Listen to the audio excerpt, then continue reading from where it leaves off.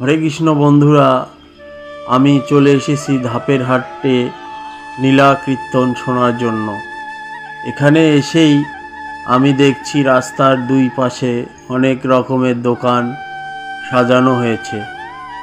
কীর্তন উপলক্ষে মেলা বসেছে।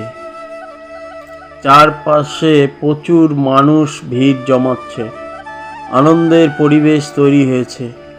সামনে যতই এগুচ্ছি দেখতে পাচ্ছি আরও দোকান এবং উৎসবের রঙিন দৃশ্য যেন চোখ জুড়িয়ে দিচ্ছে। সত্যি এই কীর্তনের আনন্দ এবং মানুষের মিলন এক অপরূপ অভিজ্ঞতা তৈরি করেছে। বন্ধুরা, গ্রামীণ পরিবেশে গ্রামীণ মেলাগুলো সত্যি এক অপরূপ দৃশ্য সৃষ্টি করে, যা প্রত্যেকের মনকে ভালো লাগায়। বন্ধুরা, এখানে এসে আজ আবার দেখা হলো 3 বছর পর এক প্রিয় দাদার সঙ্গে। আমরা বৃন্দাবনে গিয়েছিলাম তখন, আর আজ তার সঙ্গে আবার সাক্ষাৎ হলো। তার সঙ্গে আলিঙ্গন করতে পারা সত্যিই অতি আনন্দের। মনে হলো সব দূরত্ব আর সময় যেন মুছে গেল।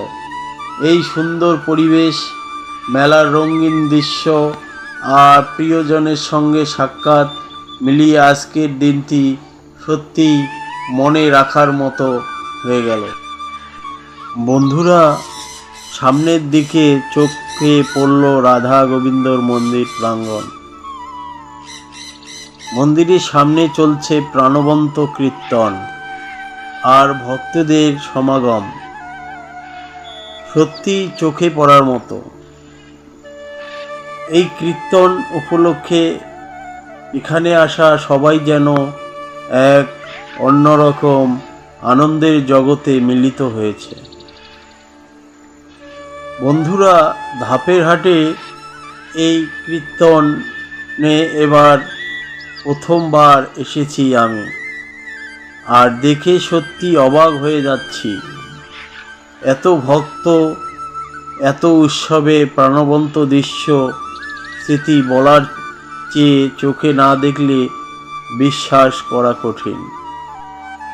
বন্ধুরা, যেখানেই ভগবানের নাম সংকীর্তন হয় সেখানেই ভক্তরা দূর দূরান্ত থেকে ছুটে আসেন এই মন্দির প্রাঙ্গণে।